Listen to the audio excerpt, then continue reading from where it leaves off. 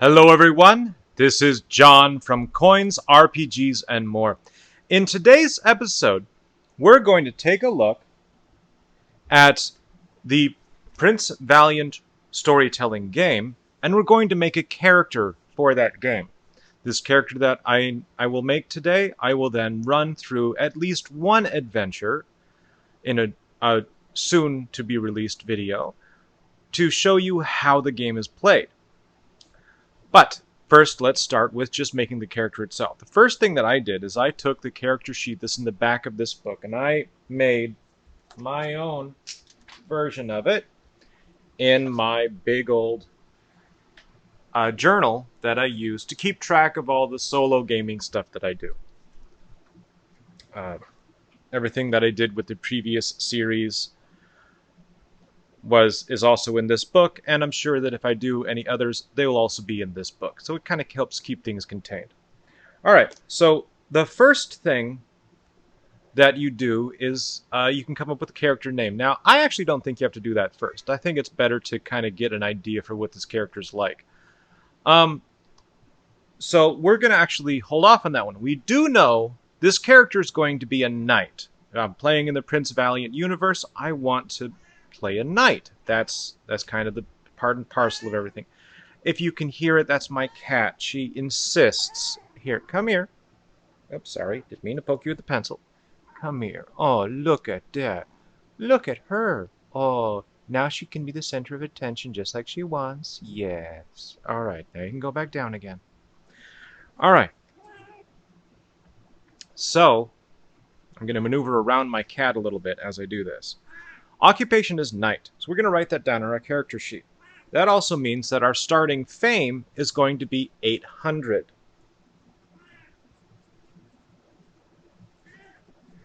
The reason for that is every character starts with 500 fame.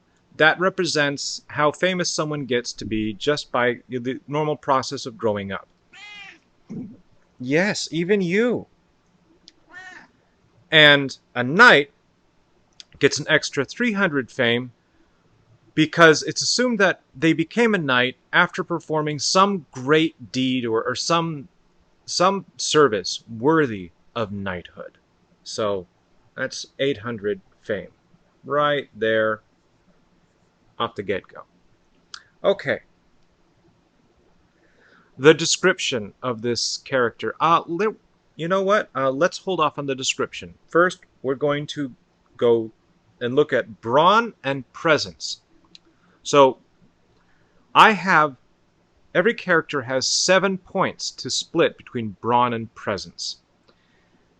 And you must have at least one in both of those. I want this character to be kind of a more middle of the road sort of character. But someone who is definitely trained a bit more with the martial arts than, say, with the more gentle arts of the court. But he's not inexperienced with those sorts of things. So, going through the middle of the road, that means that our brawn is going to be 4, and our presence is going to be 3.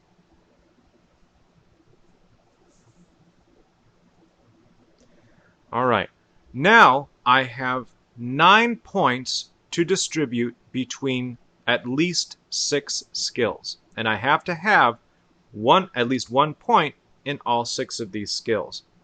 So I'm going to look at the skill list, and you can join along with me. There's a few skills that we're just going to need.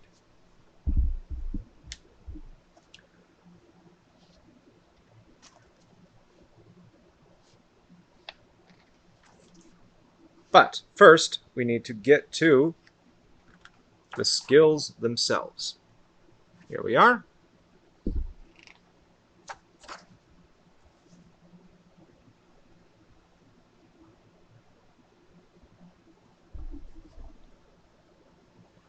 So, the skills available are agility, archery, arms, battle, brawling, courtesy, dexterity, fellowship, glamour, healing, hunting, jousting, oratory, and riding. So there are certain things that every knight is going to need to have. These are required in order to be a knight. And so we're going to write those down. One is going to be arms. If you don't know how to use weapons, use the standard arms of a knight, then you aren't a knight. So arms first. Then riding is also required. The entire purpose of a knight is to be a mounted warrior. That's why in many cultures, knights grew out of special mounted warriors. Riding is integral. So then I've got 4 other spaces that I can fill in with. So I want this knight that I'm making, he's going to have been skilled with the joust. He had to learn that in order to become a knight. He's not a hedge knight. He's not someone who's out from the country. He's new to knightdom, but he's not from the wilderness. So we'll put jousting.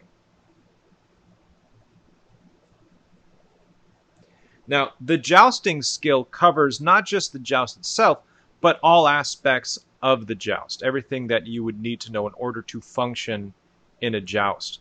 How to recognize opponents, how the scoring process works, what's the etiquette. All those things are kind of encompassed with the joust. Now, the other thing that I want him to know is I want to be courteous. He's going to have courtesy.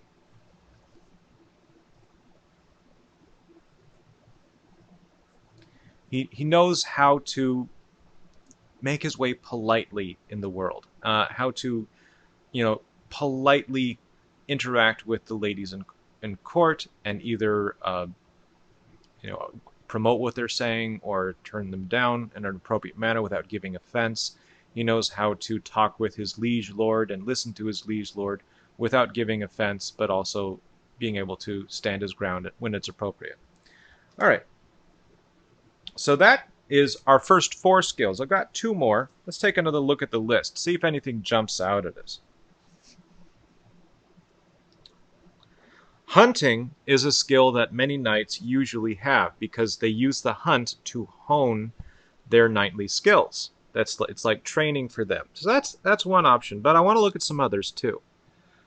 Fellowship is about how sociable your character is. It's about your character's ability to get along with their peers. Not necessarily someone who's above or below them in status, but their peers in general. So if you are hanging out at the Lord's castle in the Great Hall and you're all talking and joking with each other around the fire while the Lord isn't there, that would be fellowship. If you were attempting to negotiate with the court in order to get something that you wanted, or you're suddenly confronted by your lord and they're not in a good mood, that's when you use courtesy. All right. Battle is a skill that emphasizes tactics and logistics of battle. That's what you want to use when you're trying to run a scene where your character is a commander. So this guy, he's still pretty young. Doesn't have experience with battles yet. Same with archery. He's not an archer. He'd spent his time learning how to use a lance. So I'm thinking agility is going to be important for him because he has to be able to jump around and get around stuff.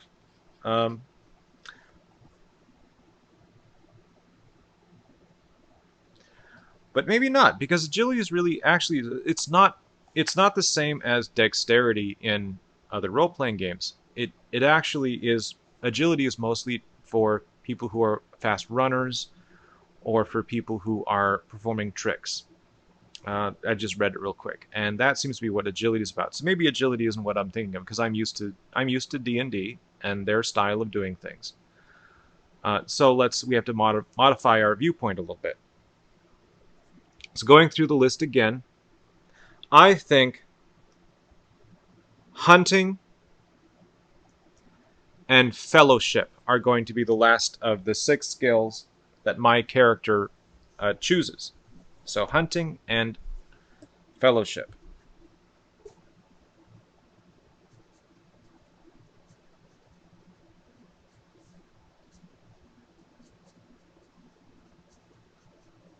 Okay, now I've got to assign 9 points between all of these. So each one's going to get at least 1 point. That's 6 points right there. So I have 3 more points that I can spare.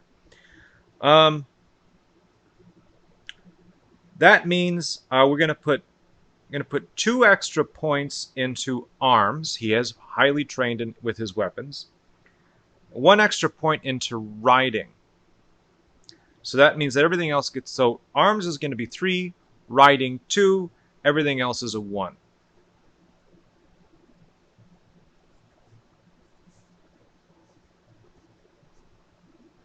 One, two, three, 4, 5, 6, 7, 8, 9. Okay, that's a success there. And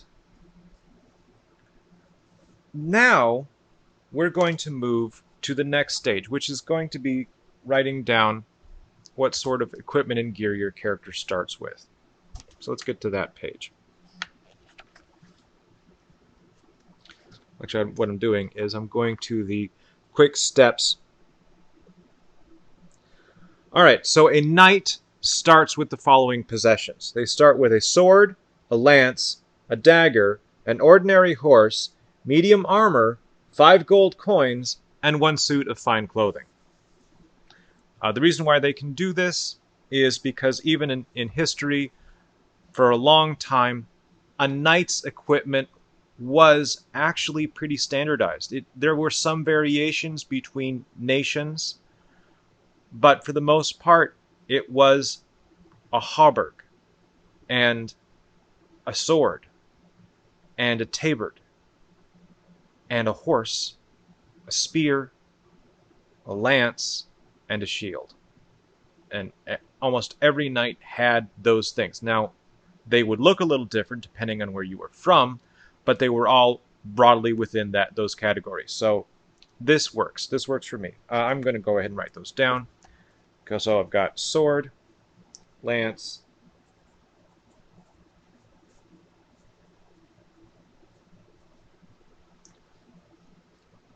dagger, ordinary horse, medium armor.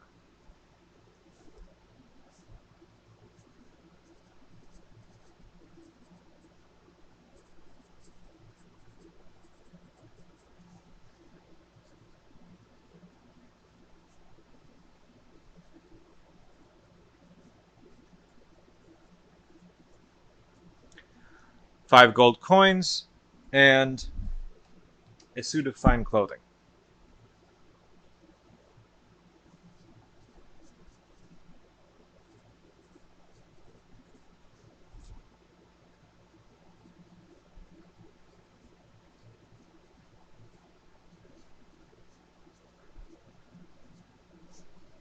Okay. Now, I'm going to double check to see if these items are going to modify the combat throw at all. Because I know the suit of fine clothing actually will give me a plus 1 coin to any abilities I use that are governed by presence.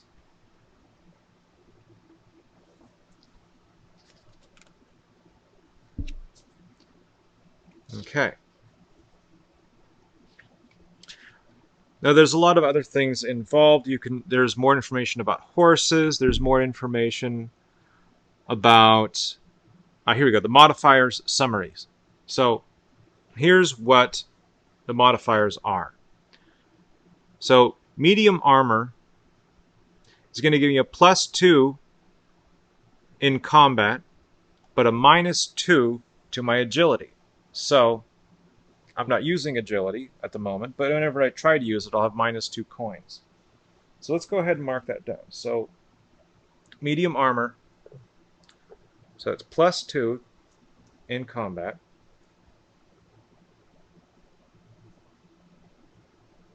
And -2 to agility.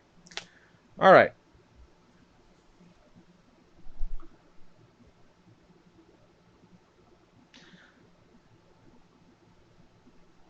Okay, so A horse is going to give me a +1 in combat versus an opponent on foot. Okay, that's situational, so we don't have to write that down.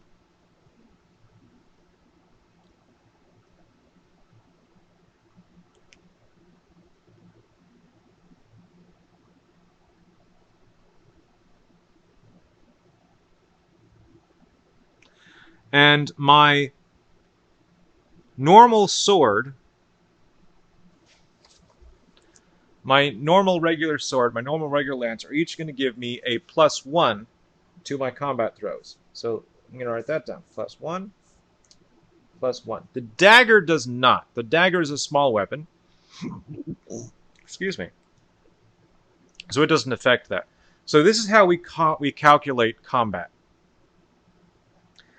We're going to take our brawn, which is 4. We're going to add our arms, which is 3. So immediately we've got 7. Then we're going to add in the bonus from our armor and our weapon. So our armor gives us a +2, so that's 9, and our weapon gives us a +1, so a sword, which means that with his sword or his lance, he throws 10 coins. So we're going to write that down under coins in combat. Okay. Now, if I were to attempt to do something else, let's say I want to try to persuade a merchant to give me a better deal, I can attempt a presence roll or presence toss on that one.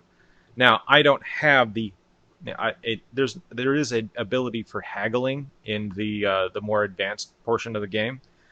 So my character doesn't have that. So that would be a straight presence toss, which means that I'd only be tossing 3 coins. That would make it pretty hard to get a success, especially against a skilled merchant who would be contesting with their presence plus however many coins that they've put into their haggling skill. So generally, if you want to be careful how you use your skills, because it's quite easy for you to get overawed if you attempt to try to do something that your character's not suited for. How like life? All right. If I wanted to be courteous, if I wanted to try to impress a lady with my courtesy, then what I would do is I would take my 3 coins from my presence, and then I would add the 1 coin from my courtesy, and I would therefore be able to toss 4 coins. That's how these calculations work. If you ever have any questions, you can check with the storyteller to find out if there's other combinations that you can use. But that's what we've got, and that's our basic character. Now our character needs a description, so let's call him Sir Jarrick. Sir Jarrick. Jarrik. Jarrik. So.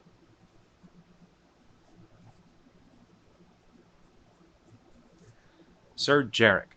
And our description of Sir Jarrick, he is a young, fresh-faced, idealistic knight.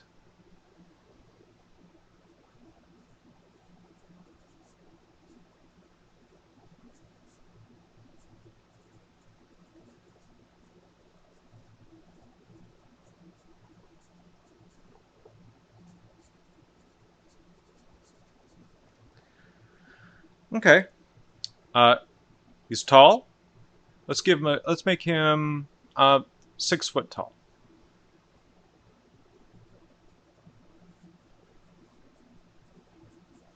And he's got red hair.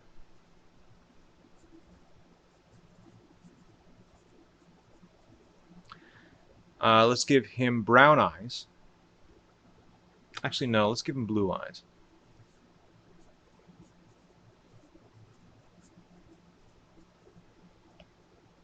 And he's pretty well muscled, really. With a brawn of 4, he's not insanely muscled, but he's very fit. Let's put it that way, very fit.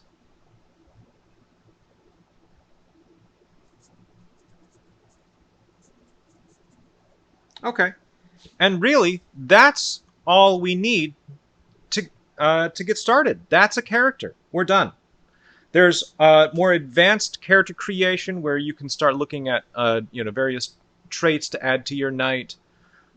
more something like that. So if this solo character survives long enough, we may actually turn them into an advanced character in a later video. But if you just want to get started in the game, that's all you need to do. That's creating a basic knight, and you're done. You can get right into the game. The rest of it is just story. And story is what we're here for.